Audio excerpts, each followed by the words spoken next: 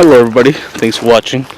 I'm gonna go set up, excuse me, got the hiccups, my shooting target. And it looks like somebody took it. Okay then, let's see what we can find. There's a styrofoam cup over here. Now, on the book, I think I've seen these. And I left it at work. Mainly I like to read it at night because I work the graveyard shift, so I don't have pretty much anything to do. Again, when you do this, check for spiders, check for snakes. There we go. And we'll go ahead and set this right here.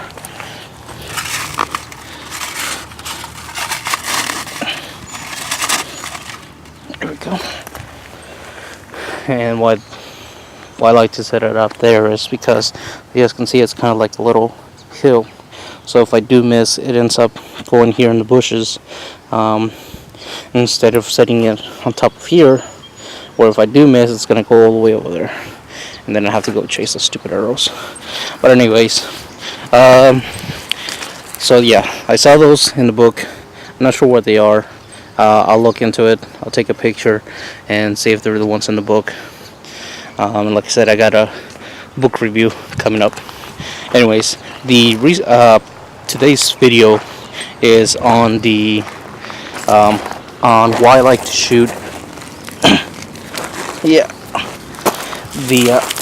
the bow so much, and the reason is, if you're a prepper, your, I guess, primary weapon shouldn't always be either a handgun or rifle or shotgun, things like that. You should be able to have a weapon that you can use as protection and that you can hunt with, and that you're able to produce ammunition without having to go to the store and buy gunpowder and buy empty case shells or shell cases. So with the bow, what it allows you to do is it allows you to go hunting and be discreet about it. That's why I like the bow. So for example, let's say, I don't know, the Madrid what's it called, the Madrid fault, or yeah, the thing that goes in the middle of the US, ends up, I guess, having a massive earthquake in some of the surrounding states. Let's say Mississippi ends up having a huge catastrophic oil meltdown. You know, shit hits the fan, no power, no gas lines, just no foods in the stores. FEMA can barely keep up with the demand on, helping everybody with the shelters and providing food and clean water and all of that. Now, if you do have, a weapon, then yeah, you can go hunting. But I don't know, with the bow, it's just more discreet, where you can go out in the wilderness and you see a rabbit 20 yards away, you can go ahead and shoot it with the bow without having to make a huge poof with your shotgun, shooting a birdshot, because then you're going to give away your location pretty much. Now, taken with the bow, you pretty much have to be really good at shooting, long distances, because shooting a rabbit or a squirrel or any type of small to medium sized game, it's kind of, I guess, tricky, because you pretty much have to be bullseye every time you shoot the bow. Looks like I'm running out of battery. So that's why I like to shoot the bow. You can make the arrows yourself. by getting, like that piece of branch right there. You can make an arrow out of that. Um, you can sharpen the tip of it to make the tip of the arrow, um, or you can use, I guess, make a arrowhead out of some of these rocks. Um, Now with a gun, let's say something does happen, shit hits the fan and everything, and now you run out of all your ammo that you saved up, that being protecting your home or going hunting or trading it and things like that. Um, Now you pretty much are stuck with a weapon that it's going to cost you, I don't know, a couple of maybe dollars or gold coins or silver coins to get some ammunition for that weapon. With the arrow, you can use this as protection, as well as a hunting tool. So I really like practicing with the bow. I haven't had any problems with the bow or the string. Um, Onyx. Oh.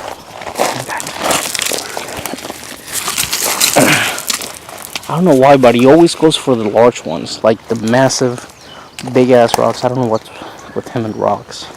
Ever since he was a puppy, it was always like that. He used to bring him in and lay him in the living room, and he started barking at them for no reason. But anyways, so what are your thoughts? Do you guys have like a backup plan for your weapons? Do you? I know reloading would be considered kind of like a backup plan. Um, but let's say you ran out of gunpowder. Let's say you ran out of shell casings. So what next? You can trade or buy ammunition. And again, this is like in a shit hits the fan type scenario. But if you have a bow, even if you practice once a week, that's better than never practicing at all. That way, an arrow, you can use that hundreds and hundreds of times. The arrows that I had, the first set of arrows I bought, which would be these larger ones. As you guys can see, they're a little bit longer. They're a little bit longer. These are the new ones. These are the first set of arrows that I bought. But you can use these over and over and over. The tips, some of them have been dulled from, I guess, before I used to shoot somewhere over here, and the arrows kept hitting the ground. And the only issue that I've come across the arrows is, like I said, this one's okay. But usually there's a little crack at the back, but that's no big deal. Mainly, the only thing you have to worry about is like if there's a huge crack, you don't want to shoot it, because once the arrow goes through it's kind of hard to do with one hand. Once you shoot the arrow and it goes over your thumb when you're holding the bow, it's kind of like shooting a splinter right through your skin. And this is fiberglass, so it's kind of dangerous. But the tips are reusable. They just screw on and off. So let's say you lost one, you just screw it on and off. Now this little metal part, that's glued into the arrow, and they do that at the wherever you go, at the shop or whatever, Gander Mountain, or my local gun slash fishing slash bow store. They glue that in for you, and I have never had any problems with a little thing coming off or the glue giving away. So, but like I said, what are your thoughts? Do you guys have a bow? Do you guys like to practice with a bow? The other thing, before I end this, is that you can always get a compound bow and have more draw weight strength. So like with this, I'm shooting, I don't know, 52, 53, let's say. With a compound, I can probably shoot 65 or 70 pounds. Go get.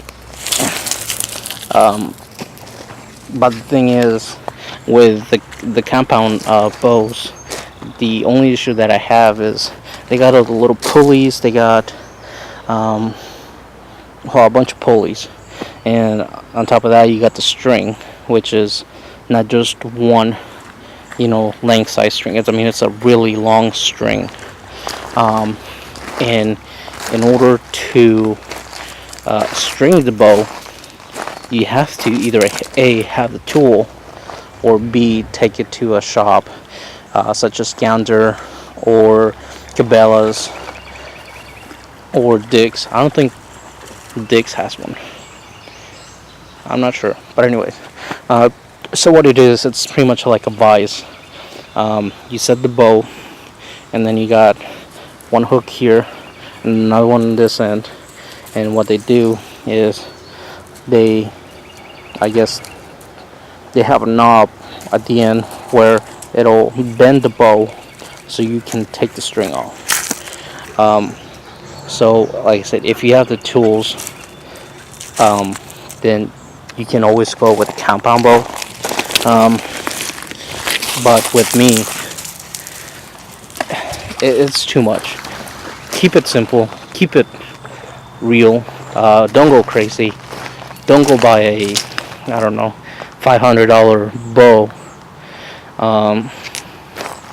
And like with this, all you need is your knee and your leg and your arms, and you can string it and unstring it. You don't need no equipment. You don't need machines to take the string off. That's why I went with a recurve instead of a compound, mainly because it's simple. Just like a single shot 12 gauge, which I have. It's simple to use. It doesn't have a lot of moving parts, just like a bolt action rifle. Again, just keep it simple. You don't need a $500 bow, and yeah, you just keep it. Like for another example, and I know I'm kind of ranting about this. Sorry about the angle view. I'll take something out of my pocket. $2. Okay, $2 off Amazon. I was looking for a finger tap, and I think I found one. I'm not sure what's special about it. It ended up costing like $50 for one of these. I don't know. Maybe it was made out of unicorn leather and elephant's butt hair. It's just simple. $2. I've shot hundreds of times with this, and I haven't had a single problem. The other thing is this. You don't need a leather thing to cover your forearm. This is just like a wool sock with two open ends. I got this at the gun show for like $2. And every time I shoot the bow, I don't even feel anything. So keep it simple. You don't need all the gear. Taking that, the arrows are going to cost you a little bit of money, but again, they are reusable. Okay, you don't have to kind of like with ammo. Once you shoot it, you're done, unless you can reload it. But after you reload it, you can only use it once more. It's not like you can shoot, reload your ammo, shoot it again, and then reload it, and then shoot it again and reload it. Eventually, you're gonna have misfires, or maybe your gun's gonna blow up in your face. So keep it simple. What do you guys think? Do you guys have a bow? Do you guys have a backup plan? Do you guys practice with your bow? And if so, how long do you practice? So that's it. Thanks for watching. Leave a comment, like, and share. Alright guys, so we're heading back. We gotta go to the pet store and get him some food. It's a bunch of, hey, leave it. Leave it. It's a bunch of little frogs everywhere, and he likes to chase them. But tons of mosquitoes. I wanted to clarify what I meant about, I guess, being discreet when hunting.